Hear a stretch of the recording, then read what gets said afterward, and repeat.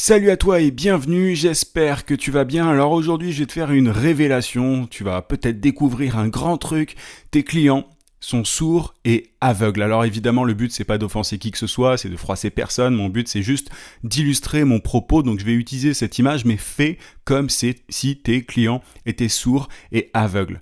Fais comme s'ils ne voyaient rien, fais comme s'ils n'entendaient rien. Comment est-ce que tu ferais pour convertir un prospect, un client, prospect, j'entends les deux de façon large, quelqu'un en fait de payer tes services quand il est sourd, quand il est aveugle. Comment est-ce que tu communiques avec lui? Comment est-ce que tu fais? Comment tu t'y prends pour amener cette personne à payer tes services? Comment est-ce que tu fais? Je te pose la question très clairement, très sincèrement. Comment est-ce que tu fais à une époque où absolument tous les clients, tous les prospects, tous les entrepreneurs, tous les business sont sourds et aveugles? Comment est-ce que tu fais pour te faire entendre, pour te faire voir, à ton avis? Alors, ça c'était une question d'introduction. Pour t'illustrer le truc, je vais être très clair par rapport à ça. Qu'est-ce que j'entends par sourd et aveugle? Qu'est-ce que j'entends par le fait que tes clients sont sourds et aveugles? Tes clients sont sourds dans le sens où tout le monde leur crie dans les oreilles. Quand je dis tout le monde, ce sont les prestataires de services, les gens qui ont des choses à vendre. Tout le monde crie dans les oreilles de tes prospects.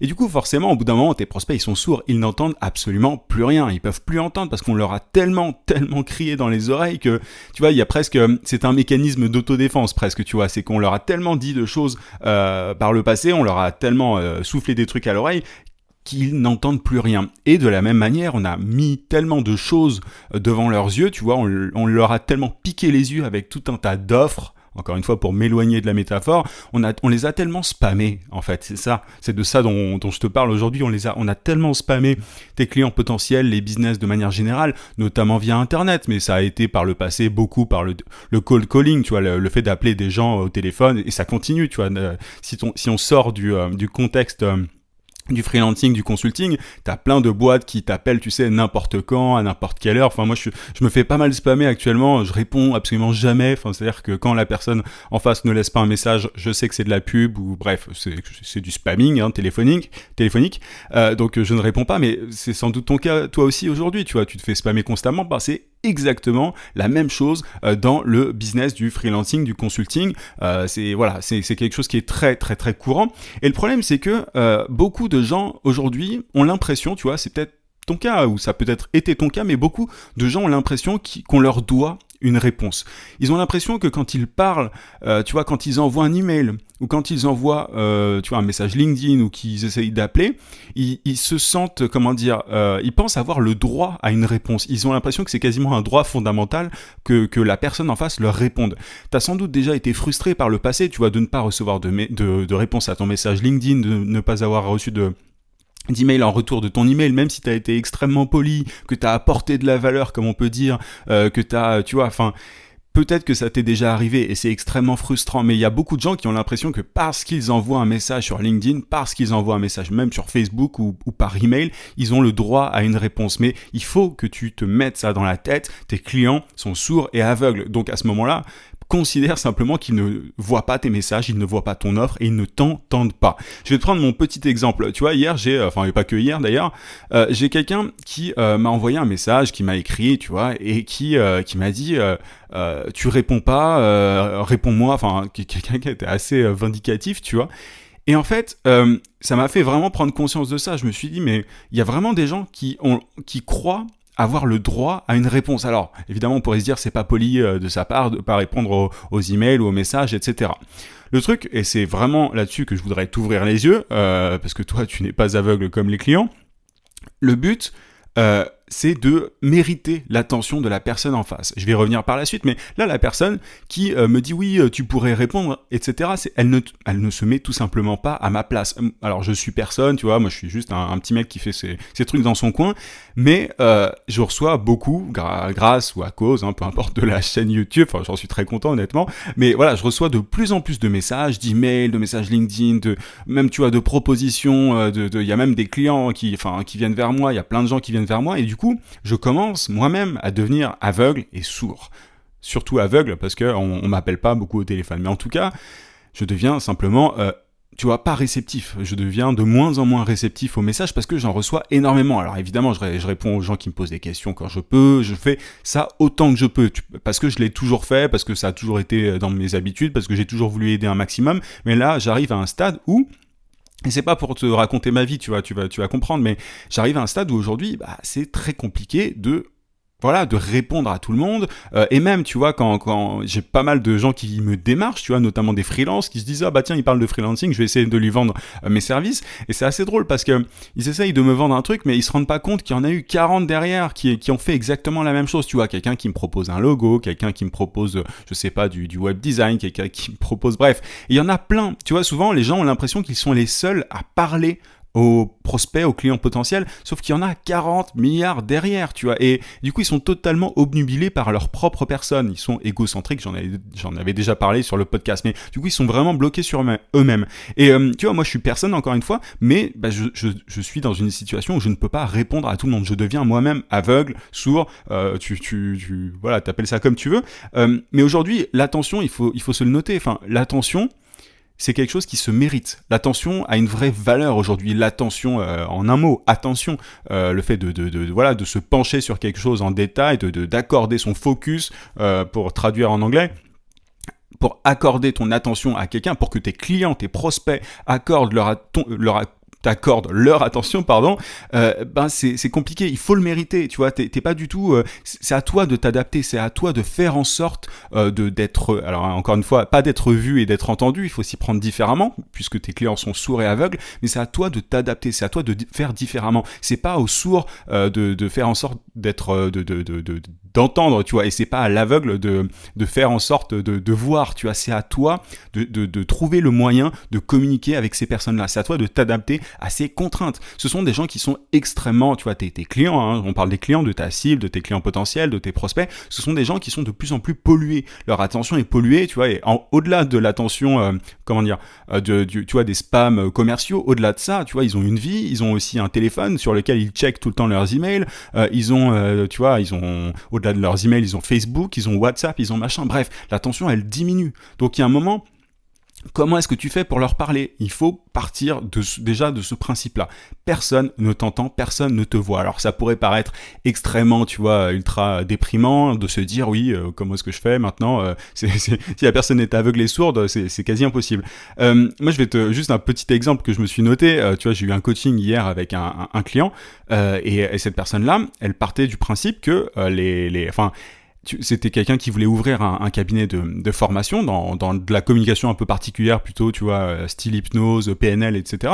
Et moi, je lui ai fait comprendre qu'il y en a plein, en fait, des gens qui proposent ça, de la PNL, de l'hypnose. Alors, c'est pas exactement ça, je déforme un petit peu parce qu'il a peut-être pas forcément envie que j'en parle, mais bref, il faisait un type de communication, il aide des entreprises à communiquer, enfin, les employés des entreprises à communiquer d'une certaine façon.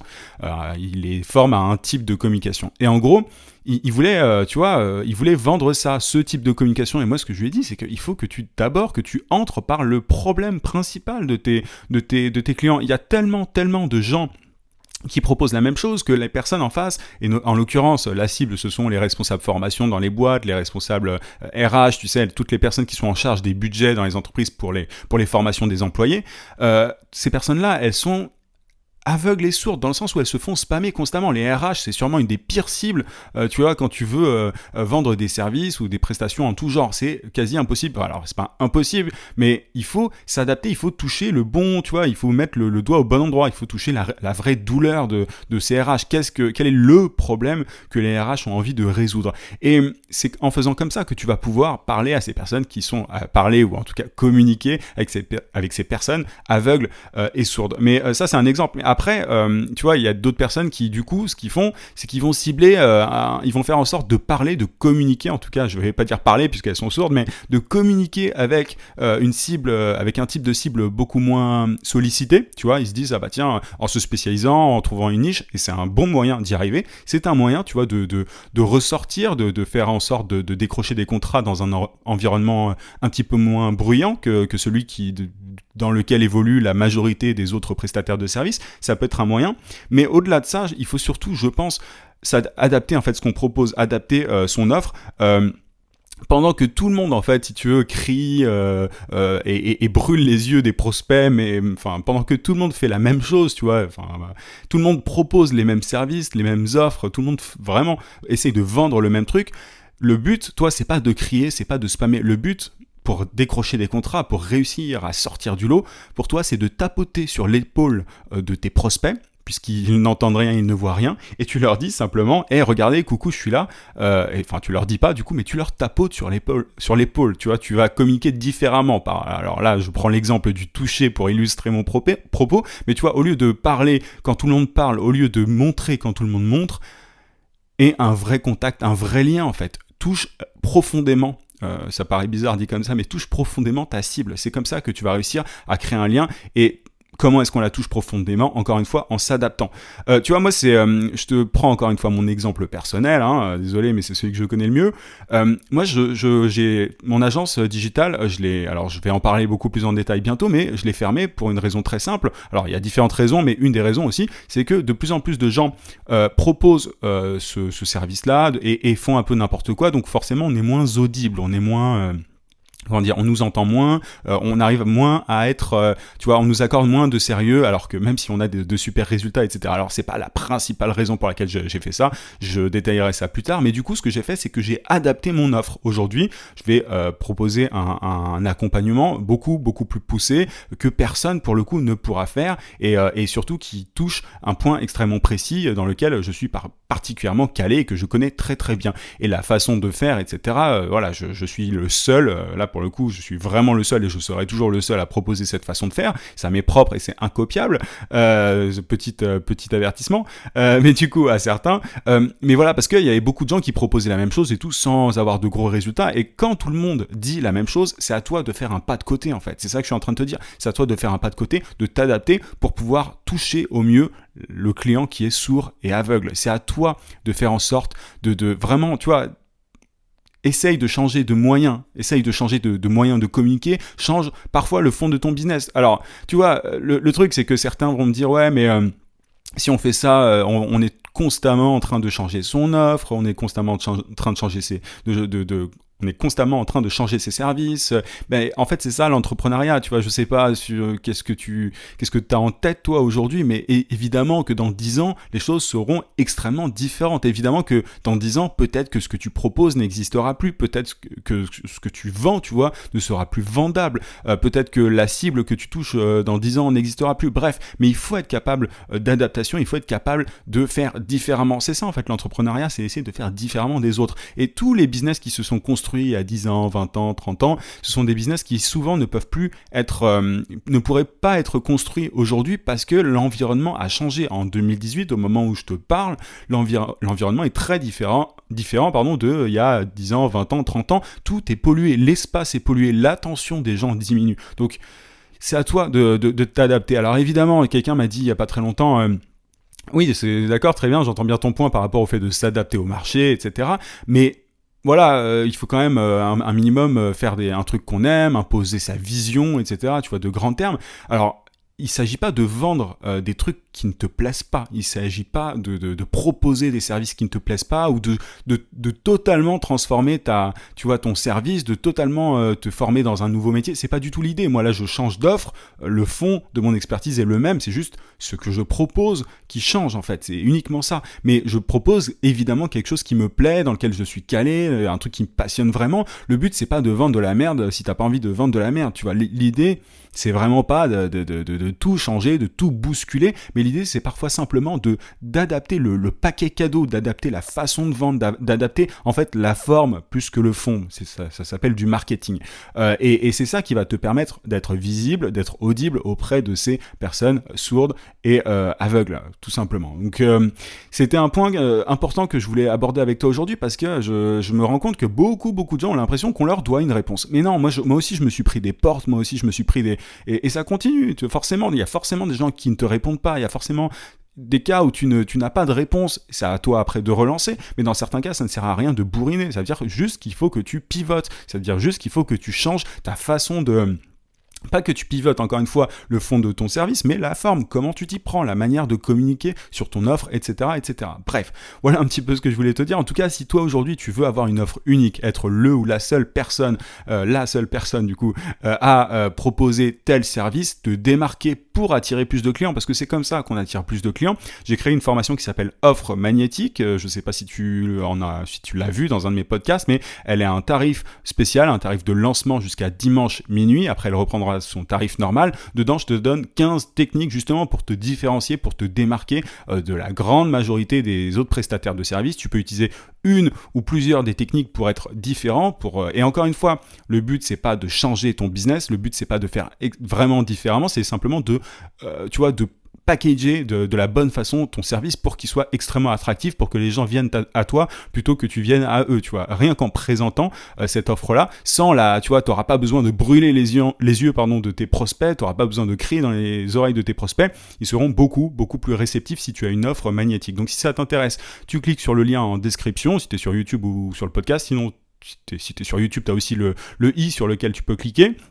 Voilà un petit peu, n'hésite pas à mettre un gros pouce et à t'abonner à la chaîne si c'est pas déjà fait. Je te dis à demain, 18h comme d'habitude. En attendant, n'oublie pas, vie sans limite. À plus.